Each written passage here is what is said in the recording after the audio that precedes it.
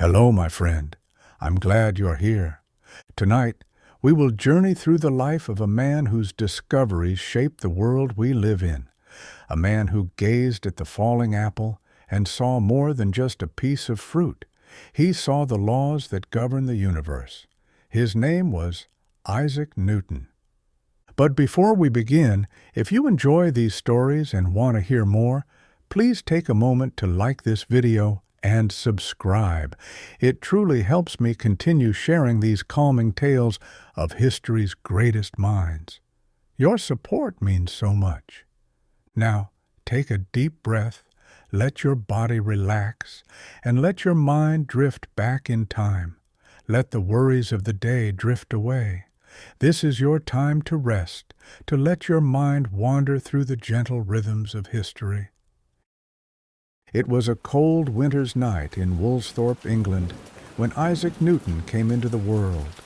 The year was 1642, just days before the new year. Outside, the wind whispered through the bare branches, and the ground was crisp with frost. Inside a small farmhouse, nestled among rolling fields, a tiny baby lay in a cradle, his breath faint, his body frail. His mother, Hannah, watched over him with quiet concern. Isaac was born prematurely, so small that no one expected him to survive. The midwives whispered their doubts, but against all odds, he did. Perhaps even then, the universe had plans for him, plans far beyond what anyone could imagine. His father, also named Isaac, had passed away just months before his birth. A prosperous farmer, he left behind land and wealth, but young Isaac would never know his touch or hear his voice. His mother was left to raise him alone until, when Isaac was just 3 years old, she remarried a man named Barnabas Smith. The young boy watched as his mother packed her things and left to live with her new husband, leaving Isaac behind in the care of his grandmother. The house felt emptier without her, and though his grandmother was kind, it was not the same. He grew up a quiet child, often lost in his thoughts, spending hours alone, tinkering with wooden contraptions and watching the way the light danced through the windows. The days in Woolsthorpe were slow and steady. In the summer, the fields stretched green and golden under the sun, and in the winter, the frost clung to the earth, the air sharp with the scent of wood smoke. Isaac would sit by the fire, sketching little designs and pondering the world around him. Isaac grew up surrounded by the quiet rhythms of country life. The mornings in Woolsthorpe were often misty, the damp air clinging to the stone walls of the farmhouse. He would wake to the sound of the rooster crowing in the distance, the gentle creak of the wooden beams above his bed. His grandmother was a practical woman, tending to the house, while young Isaac spent his days wandering through the fields. He was not like other boys. Where they saw play, he saw patterns. He would watch the wind shake the branches of an old apple tree, studying the way the leaves danced before they fell to the ground. He would notice the way the water in the brook moved over the stones, the way the shadows shifted as the day passed. Though he had no siblings, Isaac was rarely lonely. His mind was always busy, filled with questions and ideas. He built small windmills from scraps of wood, carving the pieces carefully with a knife he had been given. He fashioned a lantern and attached it to a kite, letting it drift into the night sky, watching as the villagers below whispered in awe, thinking it was a ghostly light. But his childhood was not all curiosity and wonder. When he was 10 years old, his mother returned to Woolsthorpe after her second husband passed away. She did not come back alone. She brought with her 3 children from her marriage to Barnabas Smith. Isaac now had half-siblings, but he felt no closer to them than he had to the village boys. He remained distant, retreating into his world of thoughts, and quiet observations. His mother, now a widow again, had different plans for him. She hoped he would take over the family farm to become a landowner like his father before him.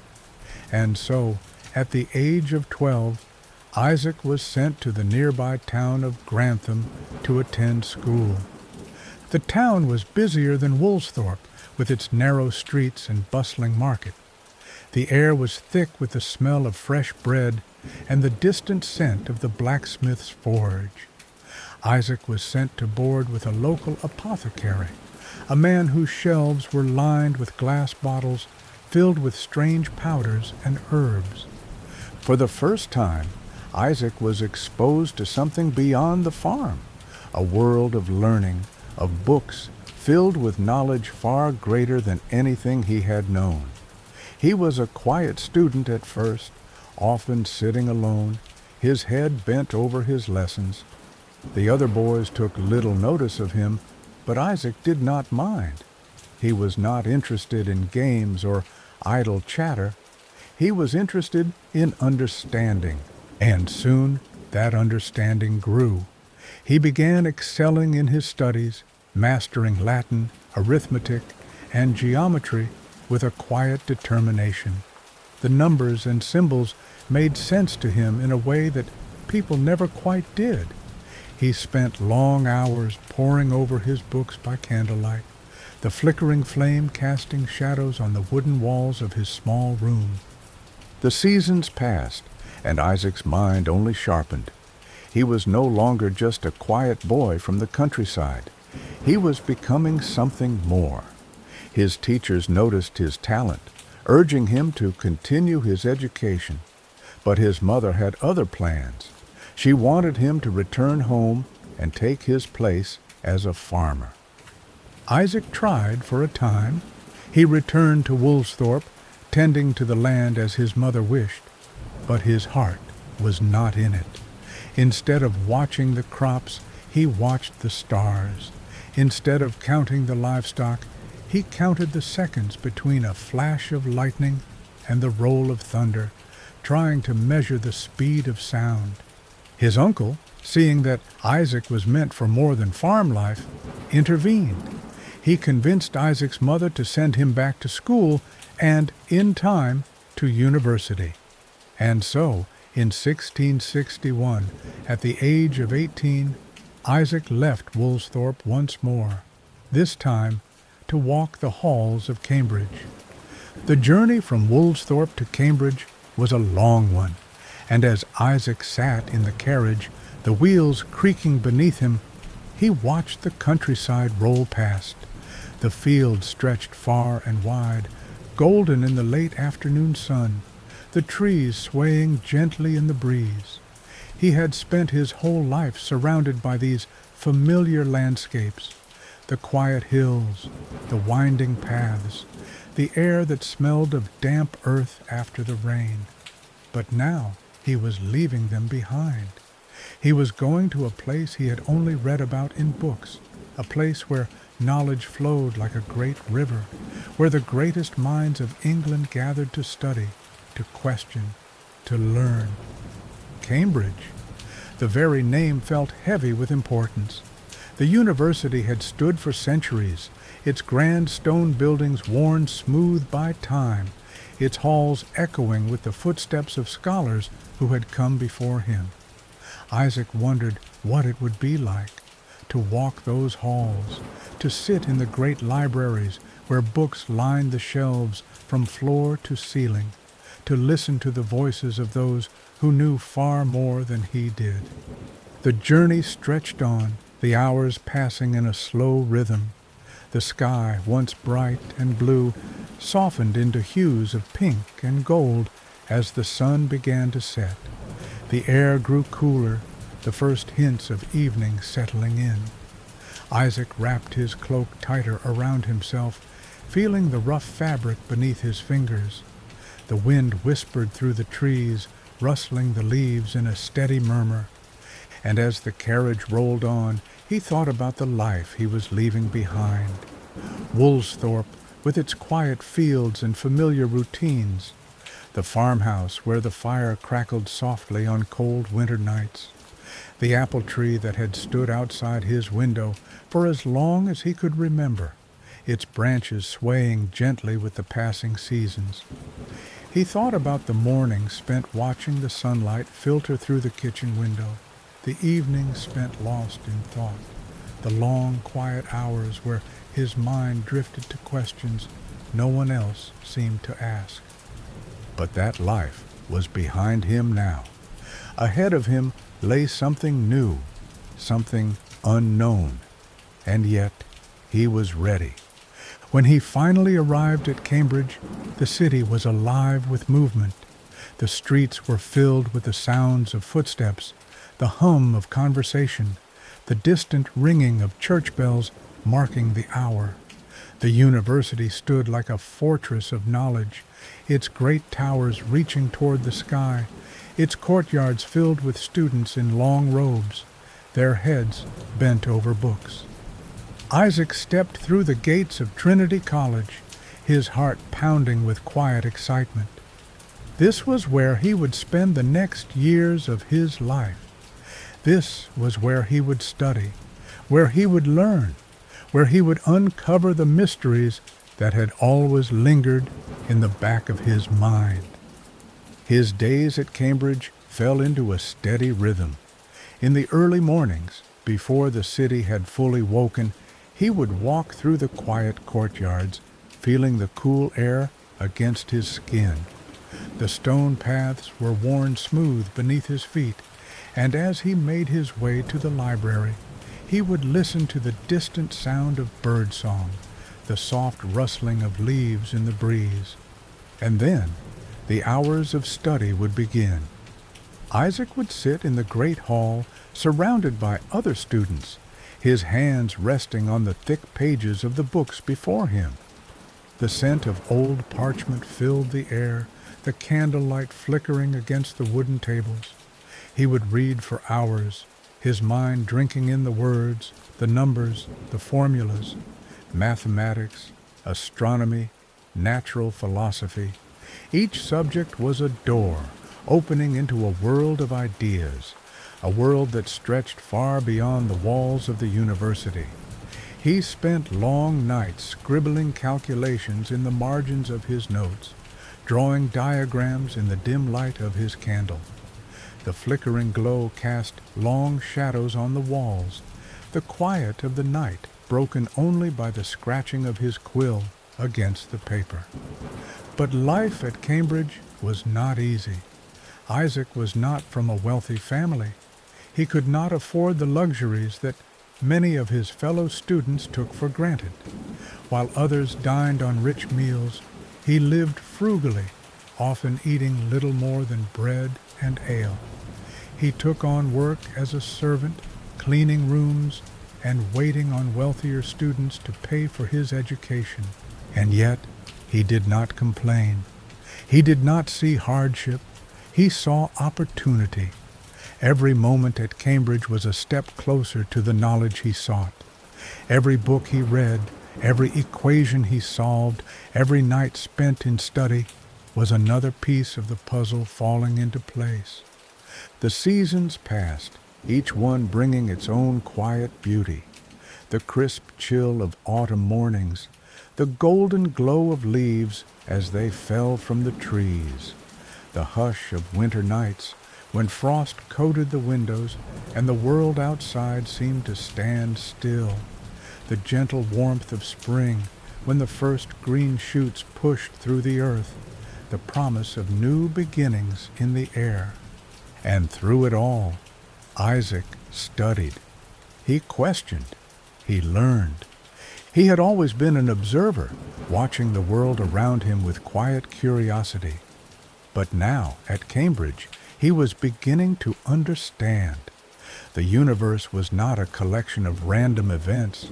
There were patterns, rules, laws that governed everything, from the way an apple fell from a tree to the movement of the stars across the night sky.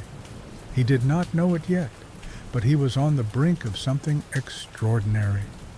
Isaac Newton had arrived at Cambridge, a place unlike any he had ever known. The air was different here, filled with the quiet hum of scholars deep in thought, the rustle of parchment as students pored over books, the soft echo of footsteps on worn stone floors.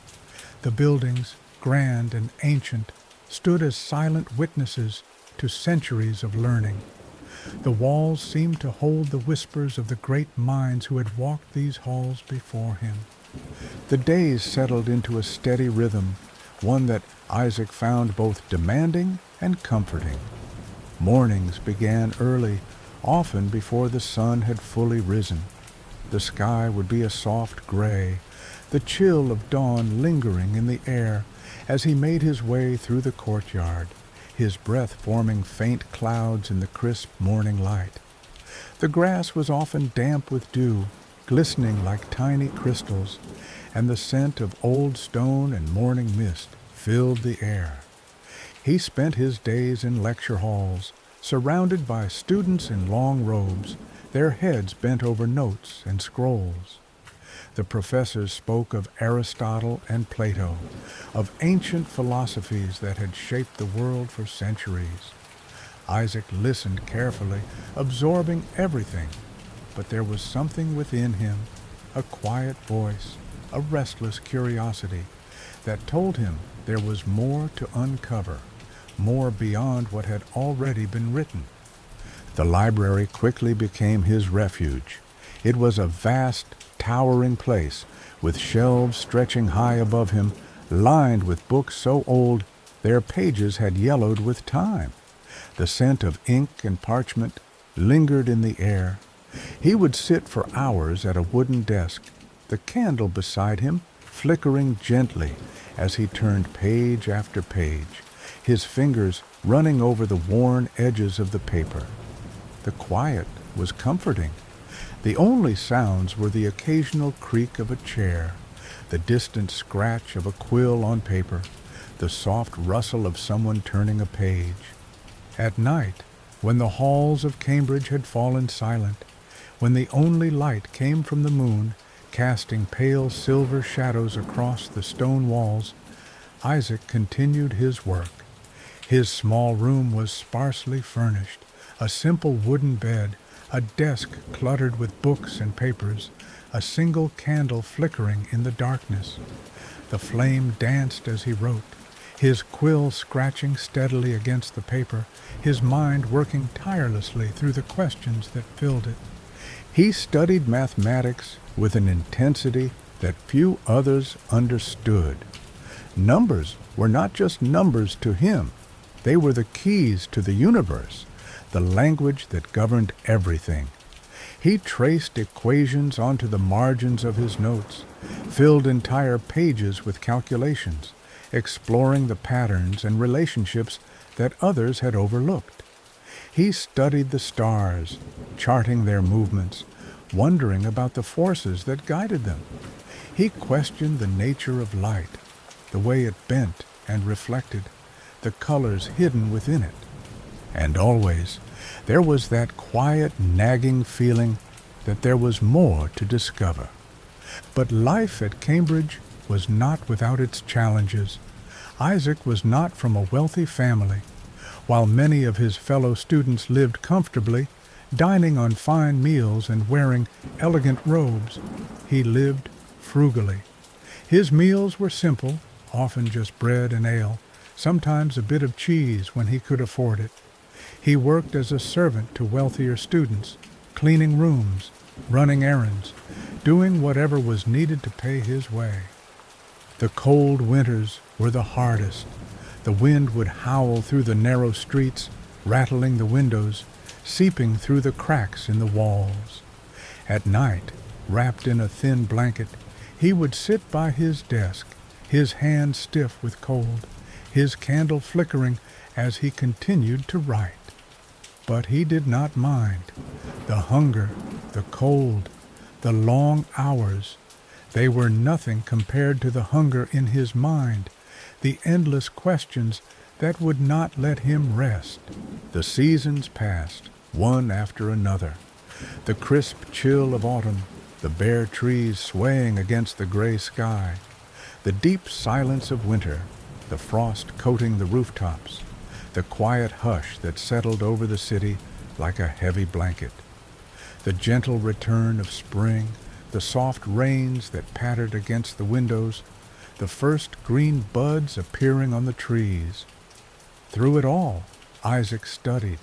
He listened, he learned, he questioned, and slowly, piece by piece, the foundation of his greatest discoveries was beginning to take shape.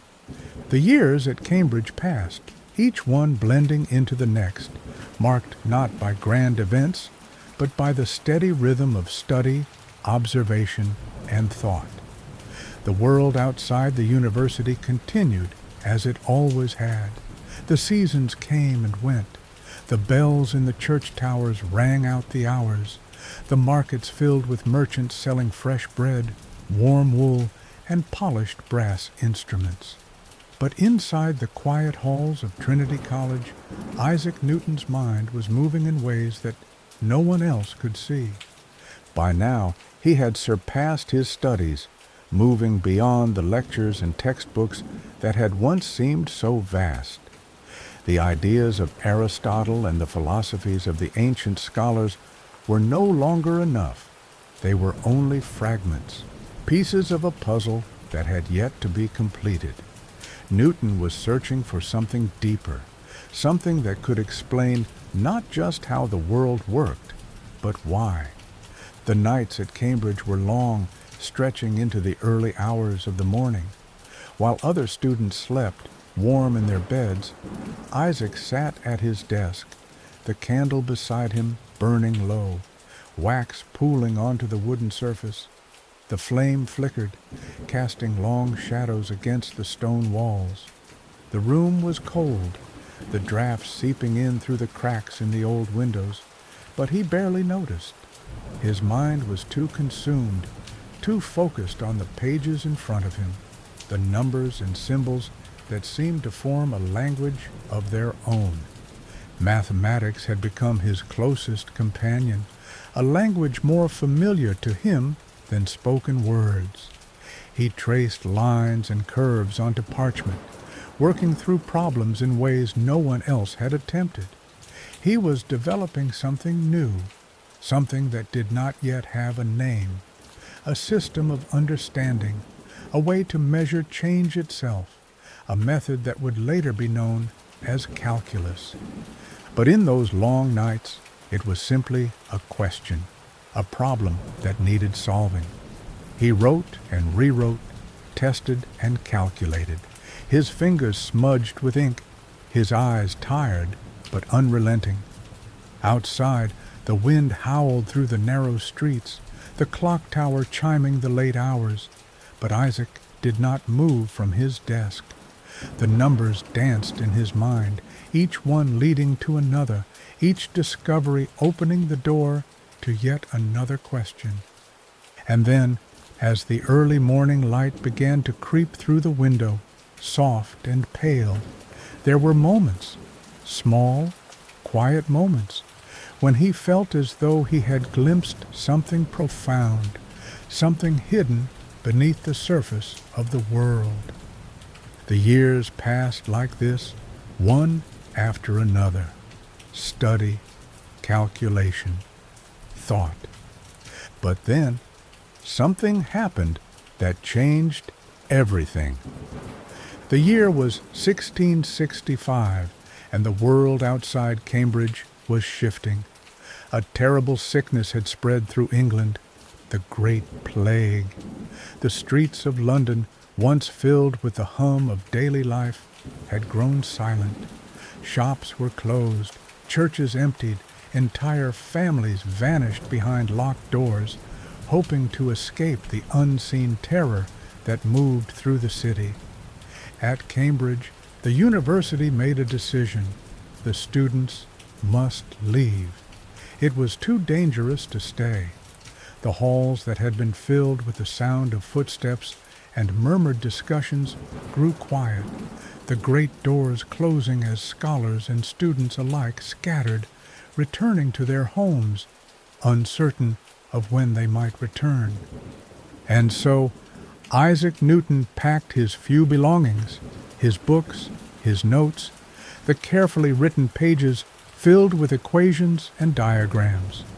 He left the grand stone buildings behind, stepping once again onto the familiar road that led away from Cambridge.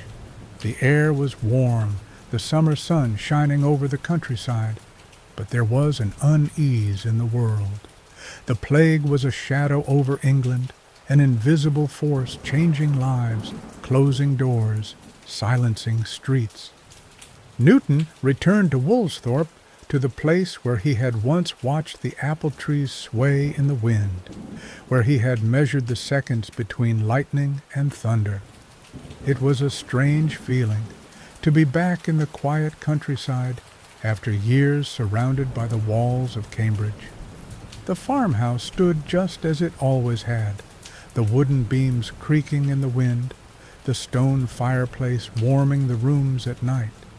But Newton was not the same boy who had once wandered these fields. He was no longer simply an observer. Now his mind was filled with questions so vast, so deep, they stretched beyond the horizon. And so, while the world outside was frozen in fear, Isaac Newton did what he had always done. He thought, he observed, he calculated. Isaac Newton had returned to Woolsthorpe, but the home he had known as a child no longer felt quite the same. The wooden beams of the farmhouse creaked in the wind just as they always had. The apple trees still swayed gently under the open sky, their branches heavy with fruit. The air still carried the same familiar scent of damp earth after the rain, of hay drying in the fields. And yet, something had changed. Or perhaps it was not Woolsthorpe that had changed, but Newton himself. His mother, Hannah, was still there, moving through the house with the quiet efficiency that had always defined her. She was older now, her hands worn from years of work, her face lined with the passage of time. She had never truly understood the way Isaac's mind worked, never shared his endless fascination with the way the world functioned. To her, life was made of practical things, of land, of crops, of keeping the household in order. She had always wanted her son to be the same, to take over the farm, to become a man of business rather than a man of thought. But Isaac had never been that kind of son. Their relationship had always been strained, a quiet distance stretching between them like the vast fields surrounding their home. When he had been a boy, she had left him, choosing to remarry and start a new family, leaving him in the care of his grandparents. That wound had never fully healed. Even now, as a grown man, there was something unspoken between them, a history that could not be erased. His grandparents were gone now, their voices just faint echoes in his memory. They had raised him, cared for him when his mother had gone, but their love had been distant, shaped more by duty than by warmth. His grandfather, James A. Scoff, had been strict, a man of firm beliefs and rigid expectations. His grandmother, Marjorie, had been softer but still reserved, never one for indulgence or affection. They had expected him to follow a path of practicality, to learn farming, to take responsibility for the land. But Newton had never belonged to the land. He had belonged to the world of thought, of numbers, of unseen forces that governed everything. Now, as he walked through the fields of Woolsthorpe once more, the weight of those relationships pressed against him. His mother spoke to him in brief, practical sentences about the farm, about the harvest, about the state of the household. There were no deep conversations, no attempts to understand what filled his mind day and night. He knew she did not see the world the way he did. She never had. And so, Newton spent most of his time alone. The house was quiet, the days long and slow. He rose early, as he always had, the pale morning light creeping across the wooden floor of his room. He spent hours in thought, in observation. When the afternoon sun cast long shadows across the fields, he wandered beneath the apple trees, his mind filled with questions no one else had ever thought to ask. The idea that had begun with a falling apple would not leave him. It consumed him. He thought about the earth, about the force that pulled the apple downward, but he also thought about the moon, about the way it seemed to float in the sky, held in its endless orbit. Could it be that the same force pulling the apple to the ground was also holding the moon in place? He ran calculations, testing possibilities, scribbling equations onto parchment late into the night. The candle beside him flickered, its wax dripping onto the wooden table, but he did not notice. He was lost in thought, lost in the quiet rhythm of numbers and ideas. Gravity. He was beginning to see it, this invisible force, this unseen hand that governed the universe. It was not just a force that pulled apples to the ground. It was something far greater. It was the force that kept the planets in motion, that dictated the dance of the stars, that held the entire cosmos together.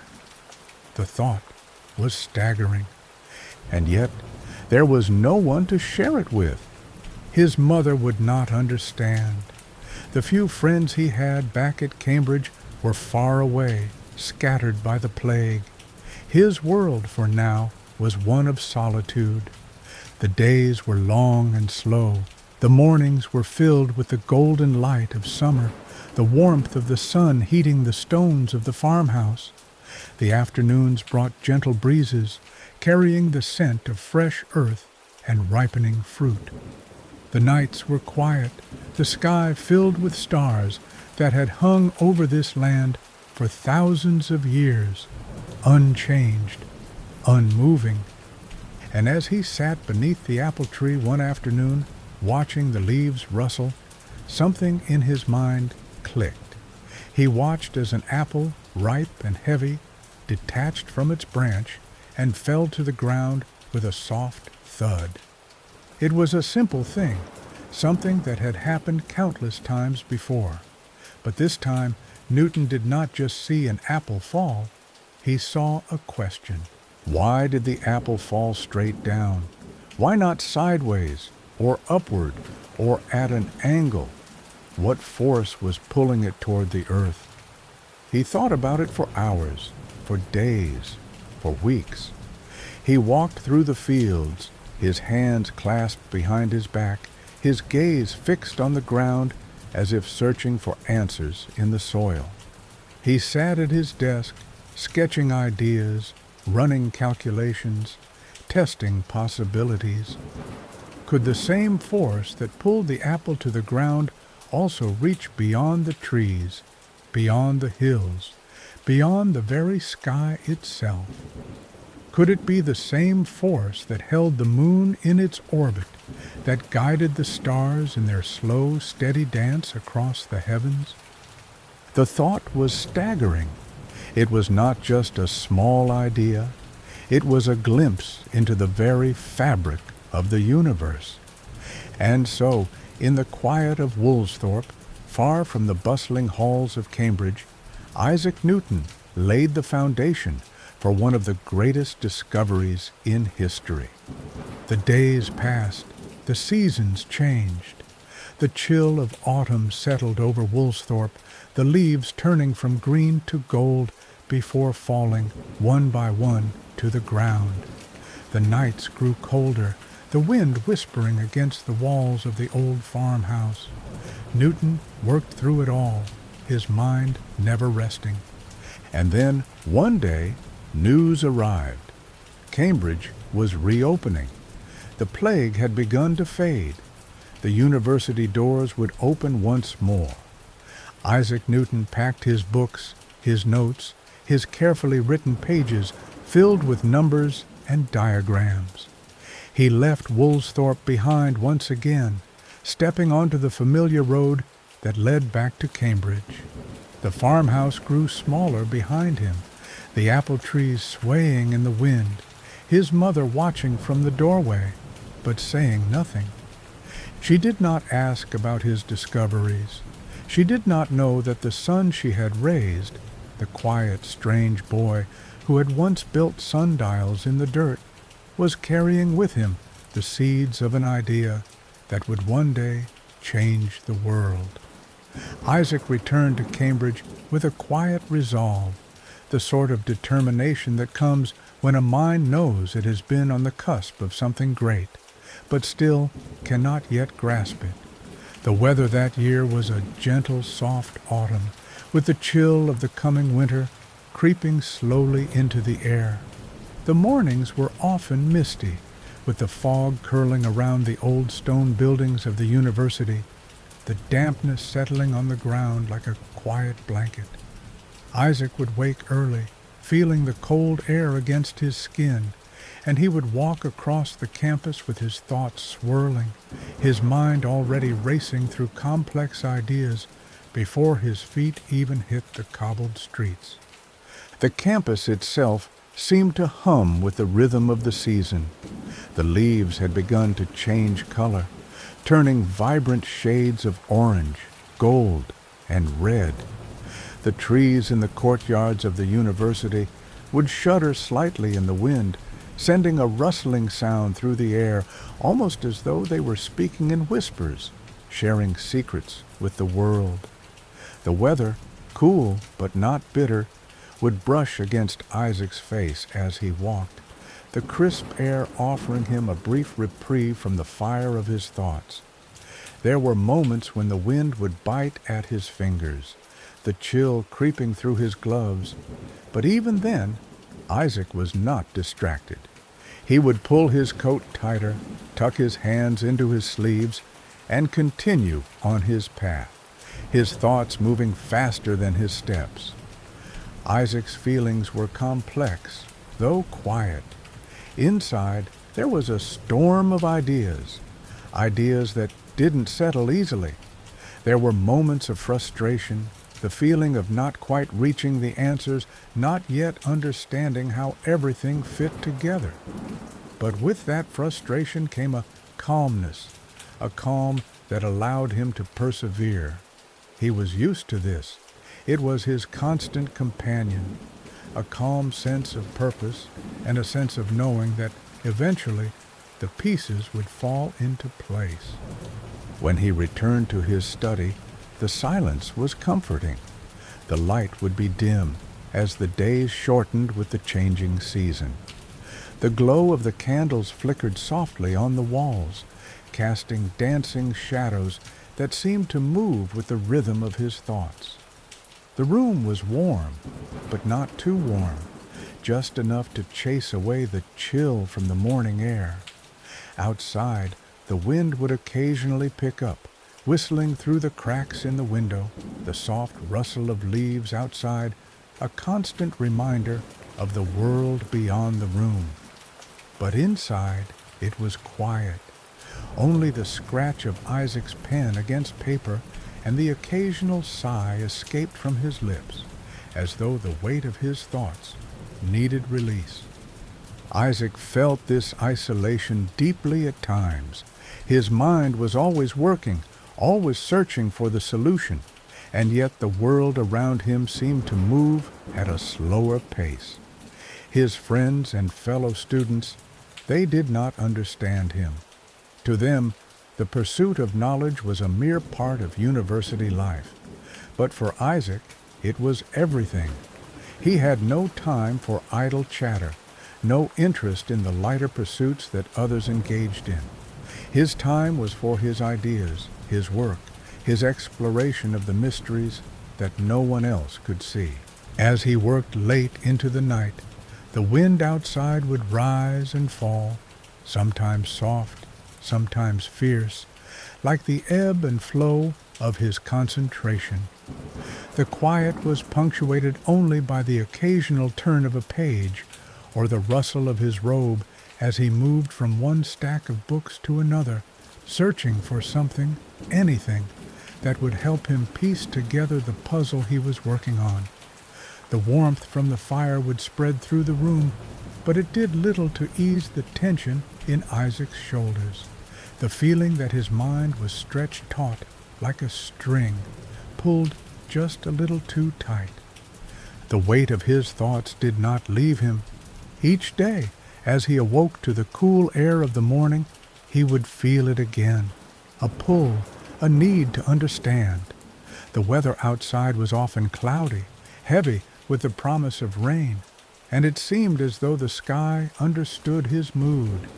There was a heaviness in the air, but Isaac didn't mind. He was used to it by now. The sky reflected his thoughts, deep and endless, a world of clouds waiting to burst into something greater. He would go to the library, where the scent of old books would fill his nostrils, and there, among the shelves, he would search. The books were his companions, their pages worn from the hands of those who had come before him. Some of them, he knew, were incomplete, ideas only half-formed, questions left unanswered. Isaac wanted to finish what they had started, to understand what they had only glimpsed. And so he would read, his eyes moving swiftly over the pages, his mind racing ahead, searching for the key that would unlock the mysteries of the world. And yet, as Isaac worked, there were moments when his mind would drift, just for a second, to the world outside. The faint hum of the university, the sound of footsteps echoing through the halls, the soft murmur of voices in the distance. He would hear these things and wonder if they could hear him, hear the thoughts swirling in his head, the questions that refused to be answered. The wind would push against the windows, shaking the glass slightly, as though urging him to finish his work, to solve the puzzle that had consumed him. The feeling of being so close to something great, but still just out of reach, was almost overwhelming at times. The weather, the world outside, seemed to echo this feeling. The clouds gathered heavier each day, and the wind began to stir more frequently, a reminder that time was passing, that life was moving on, whether Isaac had the answers or not. And yet, in these moments, Isaac did not give up. His drive, his desire to understand, was stronger than any external force. As the days turned to weeks and the weeks to months, the seasons shifted. The winter came slowly, the chill creeping in, but Isaac remained focused. The fire in his study burned low in the evenings, the room growing colder as the days shortened. But Isaac's mind burned brighter.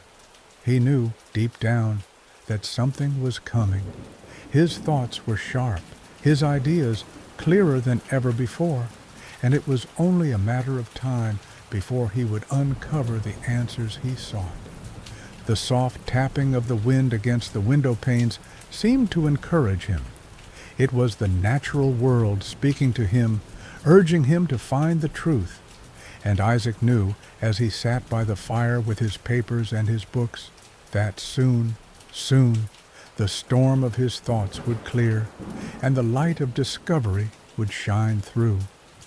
As winter continued its slow embrace over Cambridge, the air grew sharper, colder. The skies above were often covered with a thick blanket of clouds, heavy and foreboding, as though the universe itself was holding its breath, waiting for something to happen. The wind would whistle through the cracks of the old university buildings, sending a shiver through the halls. But Isaac remained undeterred. His mind, like the weather, was full of questions, swirling and shifting like the clouds overhead, and the answers, though elusive, were ever within reach. The cold in the air seemed to sharpen Isaac's focus, to give him a quiet, determined edge. The fire in his room crackled softly, the warm glow offering a contrast to the chill creeping in through the window panes. He would sit by the fire, the light casting soft shadows on the walls, and he would write, page after page, notebook after notebook, his thoughts pouring out as if the very act of writing would help him catch the elusive answers that danced just beyond his grasp. The quiet was comforting, the soft ticking of the clock on the wall, the occasional creak of the floorboards under his weight, and the low murmur of the wind outside were the only sounds that accompanied him. And yet, despite the stillness of the room, Isaac's mind was anything but still. It raced, faster than the pages he turned, faster than the ink he could manage to put down. Each thought seemed to spark the next, a chain of ideas linked together by a desire to understand the nature of the world. And there, in the silence, the firelight flickering and the wind pushing against the walls, Isaac's thoughts began to grow clearer, sharper. His eyes would often drift from the paper, lost in a world that no one else could see. His mind was alive with questions, theories, and answers, but the answers came slowly. They didn't arrive all at once. Instead, they came like whispers, like gentle nudges, urging Isaac to keep going, to keep seeking. At times, Isaac would pause, looking out of the window of his study. The world outside was quiet, covered in a soft layer of frost. The ground was frozen, the trees bare, their branches reaching up to the sky like outstretched arms. The stillness of the world outside seemed to mirror the stillness inside Isaac's heart. He knew, deep within, that the answers he sought were out there, in the vast universe, waiting to be uncovered. But for now, the answers were elusive, hidden just beyond the horizon, and Isaac would have to be patient. He would go on long walks around Cambridge, though even these walks were solitary. The streets, lined with ancient buildings, would be quiet, with only the sound of his footsteps echoing in the air. The cold would bite at his cheeks, but Isaac didn't mind. He was used to the cold, to the sharpness of the winter air. It was a comfort to him in a way. The silence of the streets, the faint hum of life in the distance, were all reminders that the world moved on, even as Isaac remained immersed in his own thoughts. Isaac's feelings during this time were a mixture of quiet determination and a deep, abiding loneliness. He wasn't lonely in the way that most people feel loneliness. It wasn't the kind of loneliness that comes from missing companionship or human connection. No, Isaac's loneliness was the kind that came from being in a world of your own, a world where no one else could truly follow. His mind, always searching, always thinking, always questioning, set him apart. He didn't mind the solitude. In fact, he cherished it. But at times, especially in the quiet of the evening, when the fire would burn low and the wind would moan outside, Isaac would feel the weight of the silence. It was in those moments that his thoughts would slow, that he would allow himself a brief pause, just a moment to reflect on the path that had brought him here. And yet, even in those moments of stillness, Isaac never truly stopped thinking. His mind was constantly at work, constantly turning over the ideas that were shaping his discoveries. There was always something in the air, some sense that something monumental was coming, that the pieces were finally falling into place. The feeling of being on the edge of something great never left him. It was in the way the wind howled through the trees, in the way the snow would crunch underfoot during his walks, in the quiet of his study at night, when all the world outside seemed to be sleeping. In these moments, Isaac would reach for his books again, flipping through them slowly, his fingers brushing the pages, feeling the weight of each word. The books, some old and tattered, others new and full of promise, were his companions. They were his guides, his teachers, and his solace. He would pore over their contents, searching for something, anything, that could give him the key to understanding the forces that moved the world. The ideas that had been written by others, the questions that had been asked long before Isaac had come to Cambridge, were all part of the puzzle he was trying to solve. But it wasn't enough to just read them. He had to understand them, to connect the dots between the theories and the reality of the world. With each passing day, Isaac grew closer to his breakthrough. He could feel it in his bones, in the very air around him. The answers were there, just within his reach, and he would not stop until he uncovered them.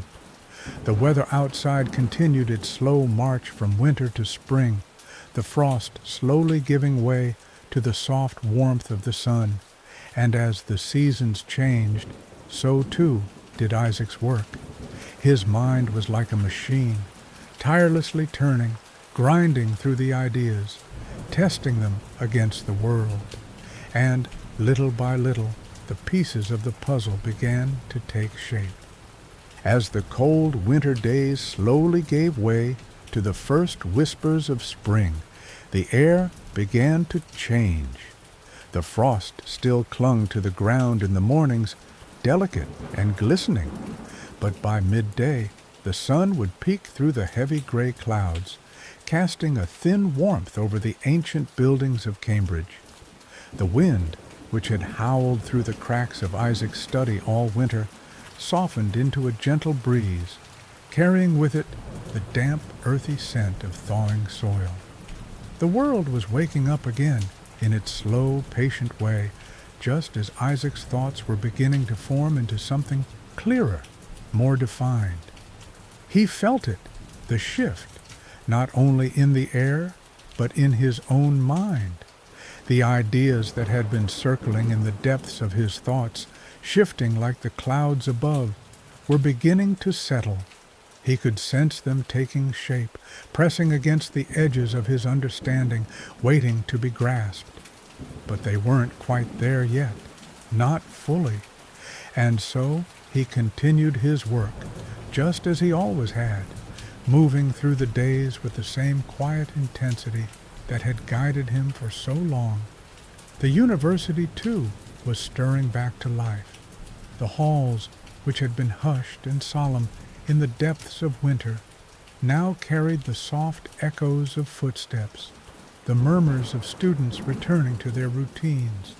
The courtyard, once blanketed in cold silence, now saw small gatherings of scholars discussing ideas beneath trees that were just beginning to bud. The world outside was changing, but inside Isaac's study, time felt suspended. The candlelight still flickered against the walls in the evening. His books still lay open. His ink-stained fingers still curled tightly around his quill. He spent his days reading, rereading, scribbling notes in the margins of pages that had already been worn thin by his touch. His walks, though more frequent now that the weather allowed it, were still taken alone, his thoughts keeping pace beside him. The air smelled different, less sharp, less biting, but it carried the same familiar weight. It was heavy with the promise of rain, of new life, of new ideas waiting to take root. Sometimes Isaac would find himself staring out of his window for long stretches of time, his gaze unfocused, lost somewhere between the rooftops and the sky. His mind wasn't idle in these moments. It was working, shifting, rearranging thoughts like puzzle pieces. The clouds drifted slowly above him, their movement steady, deliberate. It was as though they, too, were engaged in deep contemplation, forming and reforming, dissolving into one another in an endless dance. He thought about motion, about the way things moved, the way they changed. He thought about forces, about the invisible hands that guided the world, that pushed and pulled and shaped everything around him. He had seen it before, how an object, once set in motion, would continue to move until something stopped it. He had watched the wind catch fallen leaves, had seen them spin and tumble until they met resistance. There was something there, something fundamental, something true. And so Isaac kept thinking. He kept watching, kept searching. Some nights, when he couldn't sleep, he would rise from his bed and stand by the window, gazing out at the moonlit world. The streets below were empty, the town asleep, but the universe, oh, the universe was never still. The stars, tiny pinpricks of light scattered across the vast black sky, were moving, shifting, existing in a quiet rhythm that had been playing long before Isaac had come into this world and would continue long after he was gone. He knew deep inside that the answers he sought were there, hidden in plain sight, woven into the very fabric of reality. The laws of the universe weren't secrets. They were truths waiting to be understood, waiting to be named. And Isaac, with his quiet, relentless mind, would not stop until he understood them. The days passed like this, slowly, steadily. The wind continued to whisper, the rain came and went. The pages of his notebooks filled with careful, thoughtful lines. And all the while, the ideas grew stronger, clearer. The pieces were falling into place. It was only a matter of time. Despite the vastness of Newton's mind, despite the endless corridors of thought in which he wandered, one door remained closed, a door that many people pass through in life, but one that Newton never did. Love, marriage, family. These things existed somewhere outside his world, distant and ungraspable, like a shadow just beyond the reach of a candle's glow. The days passed, the seasons changed, the world moved forward, but Isaac remained alone. Not lonely in the way that others might feel loneliness. He was surrounded by books, by ideas, by the quiet hum of the universe speaking to him in numbers and laws. And yet, there were moments, perhaps, when he might have wondered what it would be like to share his life with someone. But such thoughts never lingered long, never took root. There was always more to think about, more to discover. Newton never married. He never had children. The warmth of a home filled with laughter, the sound of tiny feet running across wooden floors, the gentle presence of a partner sitting beside him on long winter nights, these things were not part of his story. His life was a solitary one, not by accident, but by design. He had chosen the path of the mind, the path of inquiry, and that path had no room for distractions.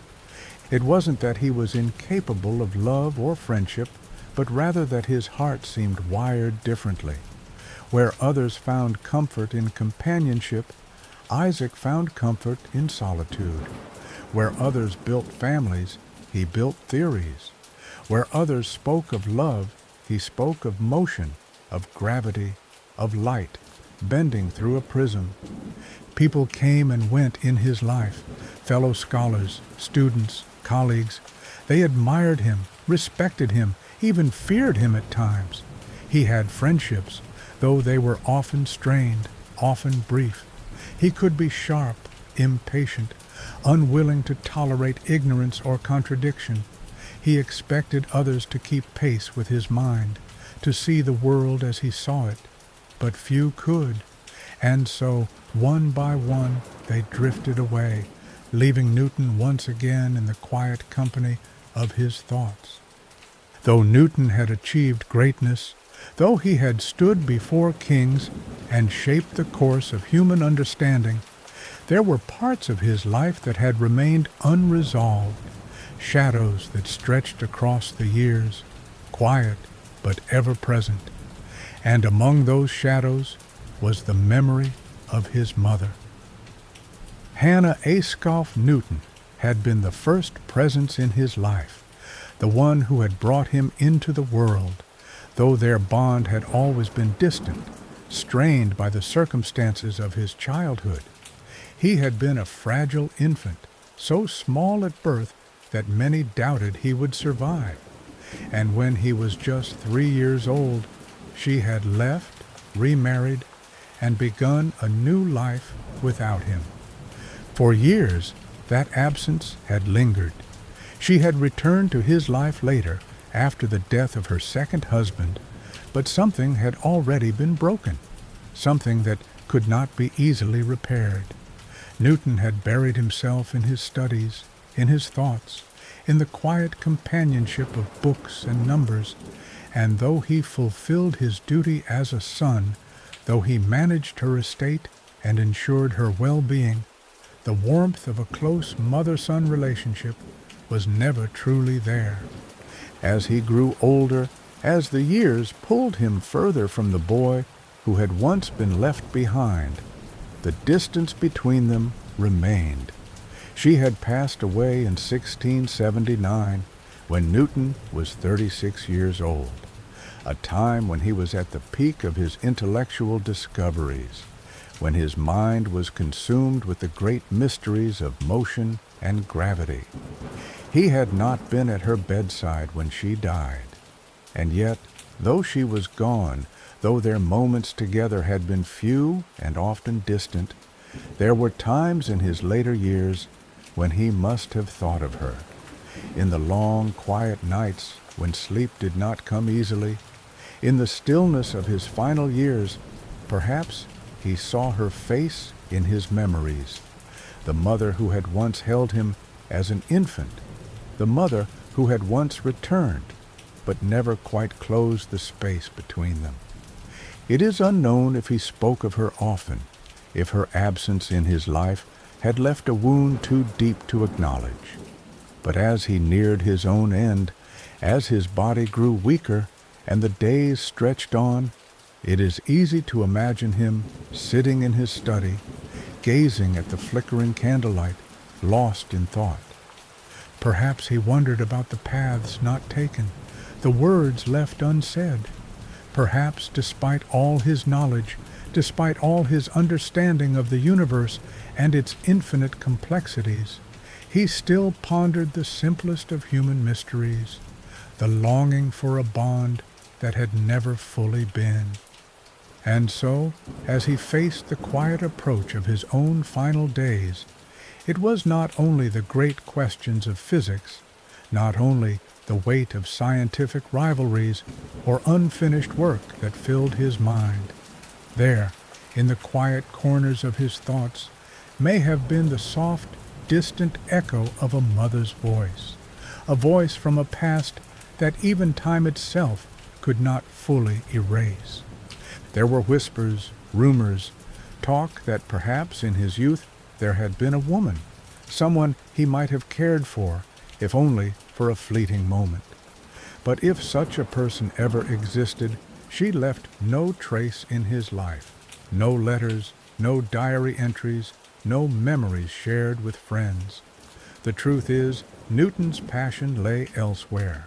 His love was reserved for the mysteries of the universe, for the silent, unwavering laws that governed the motion of the stars. As he grew older, this solitude became more pronounced. He withdrew further into his work, into his calculations, into the sanctuary of his own mind. He had no heirs to carry on his name, no family to gather around him in his final years. But he did not seem to mind. For Newton, the pursuit of knowledge had always been enough. And so the years continued their slow, steady march. The seasons turned. The wind whispered through the halls of Cambridge. And Newton remained as he always had, alone but never lost. His mind was his companion, his work, his legacy. And perhaps in the grand scheme of things, that was all he ever needed. It was the year 1696. The air was different now, heavier, filled with the hum of a city much larger than Cambridge. London stretched out around him, alive with movement, with the pulse of commerce, with the constant clatter of hooves against cobblestone streets. The scent of the Thames drifted through the air, mingling with the smoke from 1,000 chimneys, the voices of merchants calling out in the marketplace. This was no longer the quiet solitude of the university halls. This was the center of power, of wealth, of influence.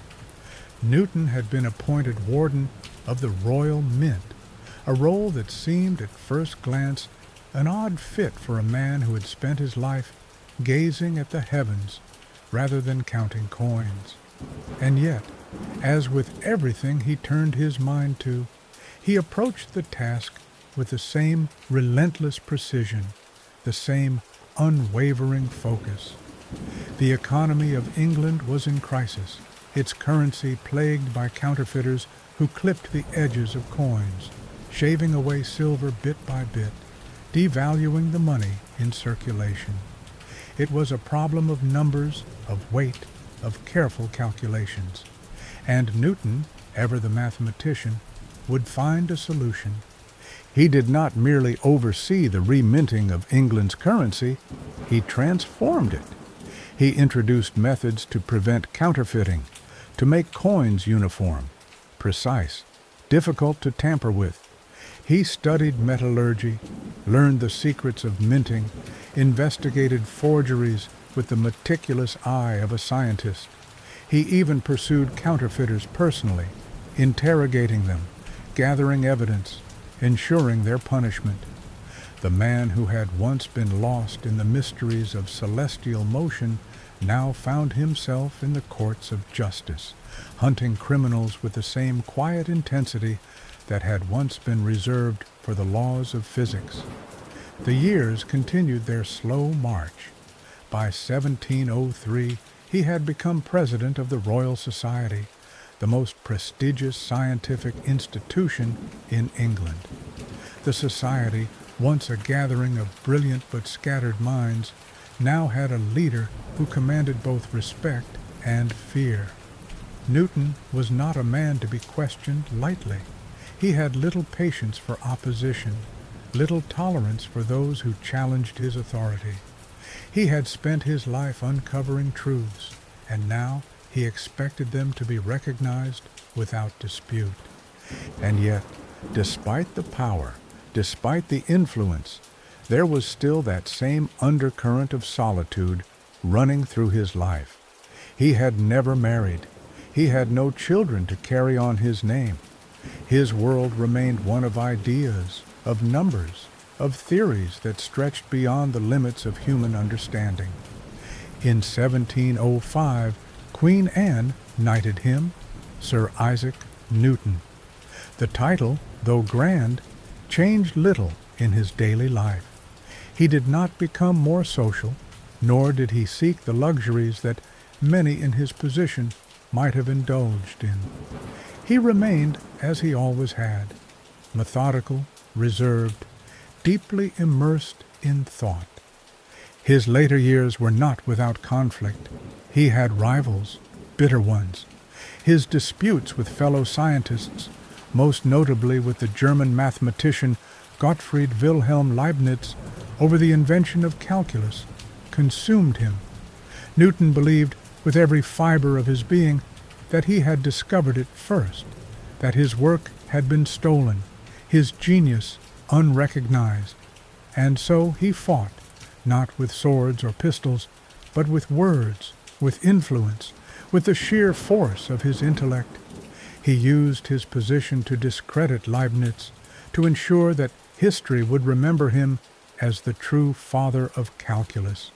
It was a battle that lasted years, a shadow that lingered over his legacy. And yet, Despite the conflicts, despite the weight of time pressing upon him, Newton's mind never truly rested. Even as his body aged, his thoughts remained sharp, restless, ever curious. He continued his studies, though they took a more philosophical turn. He pondered the nature of God, the mysteries of alchemy, the hidden structures of the universe. The same mind that had calculated the motion of planets now turned toward the unseen, the unknowable. The years continued to pass, each one quieter than the last. His work at the Mint slowed. His presence at the Royal Society became less frequent. The sharp edges of his ambition softened, worn down by time. By the 1720s, his health had begun to fail. The body that had once carried him tirelessly through the streets of Cambridge, that had sat for endless hours at candlelit desks, now grew weaker. And then, as all men must, Isaac Newton reached his final days. It was March 20th, 1727. The air was cool, the first hints of spring lingering in the wind. The world outside his home in Kensington moved as it always had, merchants selling their wares, carriages rolling down the streets, the city alive and indifferent. Inside, the great mind that had unraveled the mysteries of the universe lay still. Newton passed quietly, without great fanfare, without final words of revelation. He had spent a lifetime answering the great questions of existence, and now his own journey had come to an end. And yet, his ideas did not die with him. The laws he had discovered, the principles he had laid down, the understanding he had brought to the world, they remained. They shaped the future, guided generations of scientists, built the foundation upon which modern physics would stand. The apple had fallen, the stars had moved, and through it all, Newton had seen the truth beneath it all. His body was laid to rest in Westminster Abbey among kings and poets, statesmen and scholars. But Newton had never belonged to any single place, to any single moment in time. His legacy stretched beyond the walls of the Abbey, beyond the streets of London, beyond the limits of Earth itself. It was written in the motion of the planets, in the fall of an apple, in the endless unchanging laws that govern the universe. And so, even as the candle of his life flickered and went out, the light he had brought to the world remained, steady and eternal. The years had been long. They had been full of discovery, of thought, of solitude. And now, as the weight of time settled upon him, Isaac Newton found himself walking more slowly, pausing more often, feeling the passage of the seasons in his very bones. The mind that had soared among the stars, that had mapped the invisible forces guiding the universe, remained sharp. But the body, it was weary. By the early 1720s, he was no longer the tireless scholar, no longer the relentless seeker of truth who had once spent entire nights lost in equations, oblivious to hunger, to exhaustion, to the world outside his candlelit study. Now he moved with care, deliberate and measured, each step a quiet acknowledgment of time's relentless march forward. He was 80 years old, and though his mind was still his own, his body had begun to fail him. There was pain now, persistent, nagging, a dull ache that settled deep within him. For years he had suffered from digestive troubles, discomfort that came and went, but now it lingered, refusing to fade. He continued his work, continued attending meetings, continued speaking at the Royal Society, but those around him could see it. He was slowing down. The once powerful presence, the man whose gaze had commanded entire rooms, was now quieter, more reserved. Then came 1724, 81 years old, a sharp pain, deeper than before, cutting through him like a blade. His body rebelled against him, refusing to function as it once had.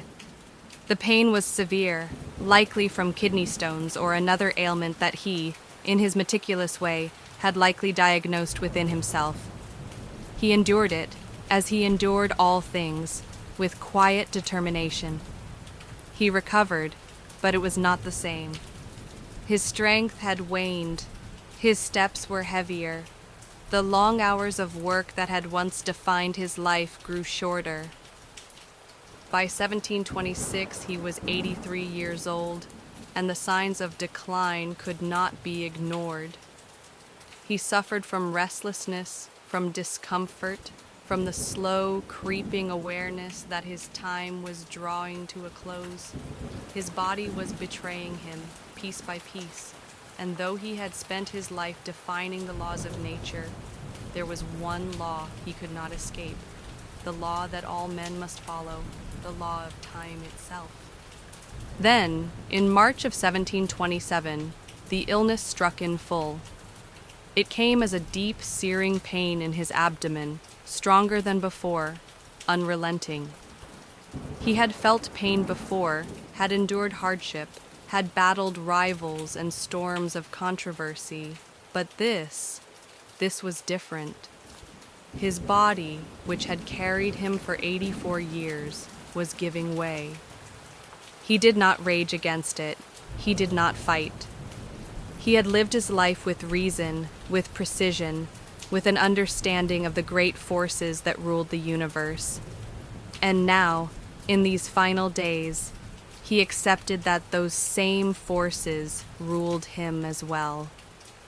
The night was still, the air cool, the world outside his home in Kensington moving as it always had, indifferent, unaware that one of its greatest minds was slipping away. And then quietly, as the early hours of March 20th, 1727 arrived, Isaac Newton took his final breath. There were no last words of revelation, no final equations left unfinished. He had already given the world all that he had to give. His laws of motion, his theories of light, his understanding of gravity, all remained untouched by time, eternal. His body was carried to Westminster Abbey, where kings and poets, warriors and statesmen had been laid to rest. But Newton had never belonged to any single place, to any single century. His name was written not just in books, not just in history, but in the very fabric of the universe itself. His legacy was in the motion of the planets, in the weight of an apple, in the unseen forces that governed all things.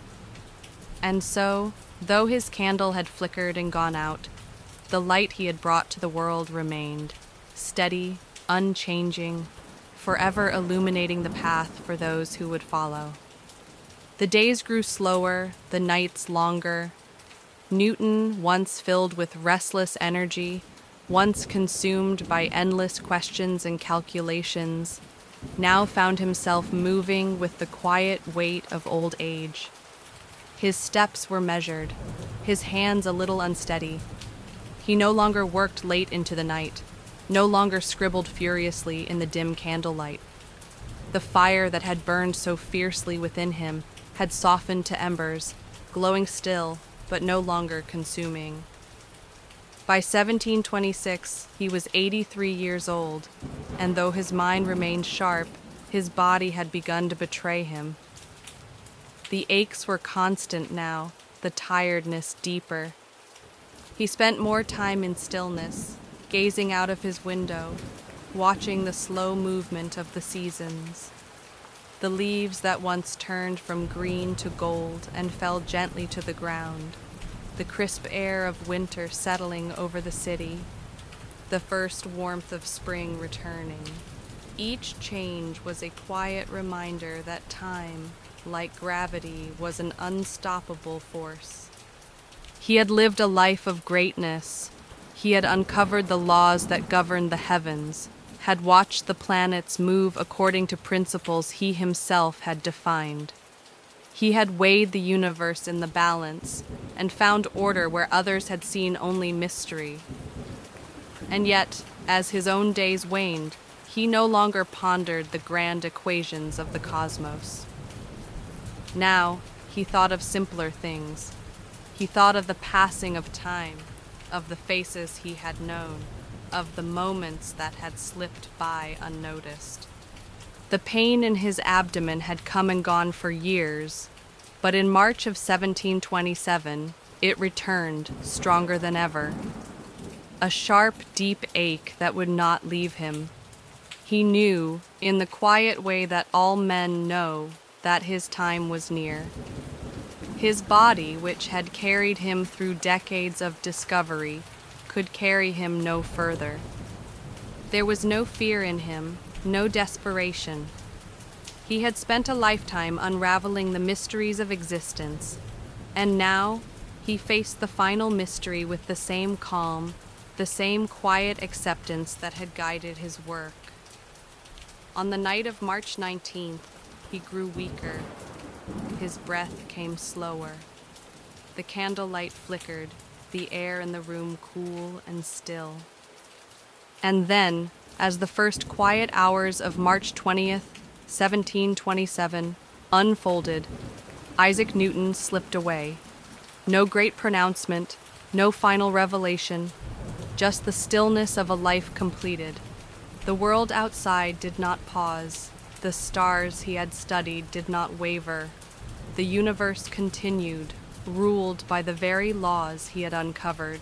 They laid him to rest in Westminster Abbey among kings and poets, among those who had shaped the world in their own ways. But Newton's true resting place was not beneath stone and marble. It was in the movement of the planets, in the pull of the tides, in the falling of an apple, in the silent, invisible forces that governed all things. His legacy was not in words upon a grave, but in the endless, unseen motion of the universe itself. And now, my dear friend, as you rest, let your mind drift, like the stars in the vastness of the night sky. Let the worries of the day fade, like the soft flicker of a candle in the quiet hours before dawn. You are safe. You are at peace. May your sleep be deep and gentle, like the turning of the heavens. May your dreams be light, like the drifting of clouds. And may you wake with the warmth of a new day, refreshed, renewed, and ready to shine in your own way. Good night. Rest well, and may you be blessed with peace.